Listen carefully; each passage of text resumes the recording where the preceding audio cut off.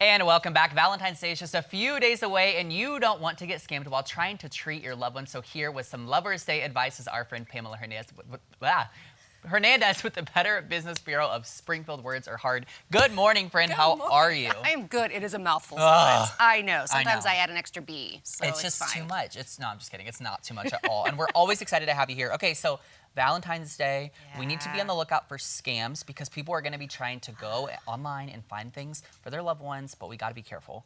Got to be careful in so many ways. Yeah. So whether you're shopping for a gift, maybe those last-minute flowers, hopefully you didn't forget to get your flower order in, to everything, and maybe you don't have a Valentine this year, and you're feeling inspired to find someone and going online to do that, you've got to watch out for people out there impersonating people that they say they aren't, impersonating florists, all of those things. You need to know what red flags to look for. Oh, and am I right? Is this people maybe seniors, 65, older, they're targets of things like this? Yeah, you know, a lot of people think when they think online dating, they think perhaps a little bit of a younger crowd. But in our data and reports to BBB Scam Tracker, it's 65 plus. It's the #2 riskiest scam are romance scams. And I spend a lot of my time out in the community. So I go to senior centers and talk to folks about staying safe, looking out for scams. And I hear stories all the time of meeting someone online, someone that's working overseas, they're in the military, they're just so wonderful. And then they start asking for money. They can't get to their money because they're working overseas, they can't get back, they want to come back, but they need that money to help them. And they keep asking and asking, and it's thousands and thousands of dollars that folks lose. Oh, you just have to be so aware of it because I think that we get scammed so easily. We see things and we're fooled into it. But tell me about this overlap between cryptocurrency and investment. Okay, so here's the thing. Scammers, they change their tactics all the time. Yeah. And instead of that hard luck story, now it's more about success and about being together and self-improvement. So they pretend that they are a very successful investor. They've got this great opportunity. Often it's in cryptocurrency. And they start making hints. Yeah. Oh, you know what? I want to help you do this. I want to show you. I want to introduce you to my investment advisor. And it starts small. You know, what's the harm in, say, like $100? You know? I mean, I don't want to lose $100. Right. No. But what's the harm? And so it starts small.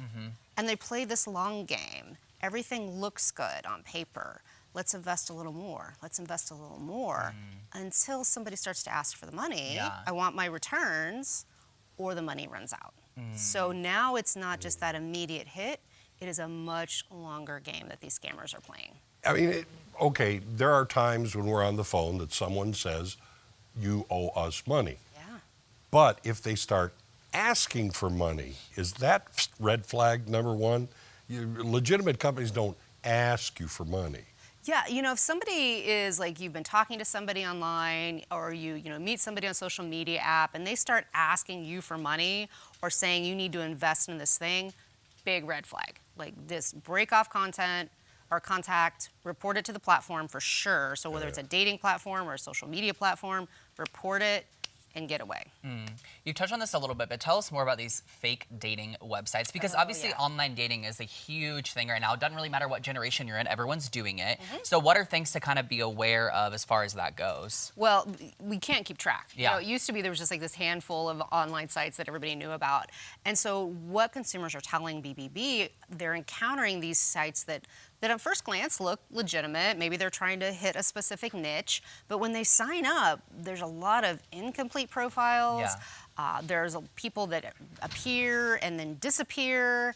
And then when they start asking questions, they're either told, well, you need to pay more money for the next level, or they can't get any answers, but their credit card continues to get charged. And there is no Nubian prince out there No. and those things still exist. I don't understand that. Those things still exist. You know, those things we heard about, the prince, this person, that person needing assistance and showing up in your email, they don't exist. And one that consumers are telling BBB about that's a little bit new, though, is sort of the innocent wrong number.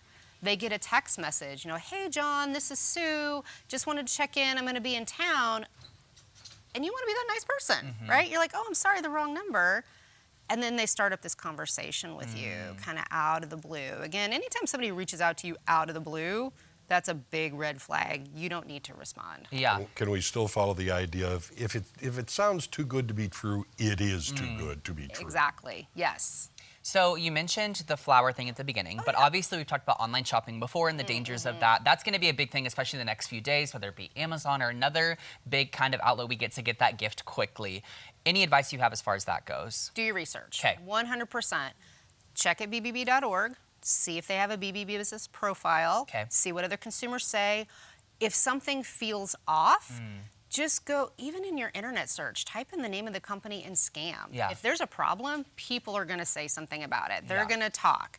So do your research, dive in, and then look at the website carefully. You know, we can put in something like a big broad search, and those sponsored or things that come up at the top may look like who you're looking for, Sure. but they may not be that exact retailer. So double check the web address, look for any mistakes, check for that physical address, that contact information. I Perfect. found when I've gotten a call like that, I say, ooh, send me the pamphlets. I want to look this over. Yeah. I've never gotten a pamphlet from anybody. You ask for more information, they just Yeah, run. clam up. There you go. Yeah. Well, Pamela, thank you so much for being here. All great advice for Valentine's Thank Day. you. Be careful and be safe. All right. They are new, they are mobile, and they make coffee. Borderline Coffee is up next. But first, here's the band.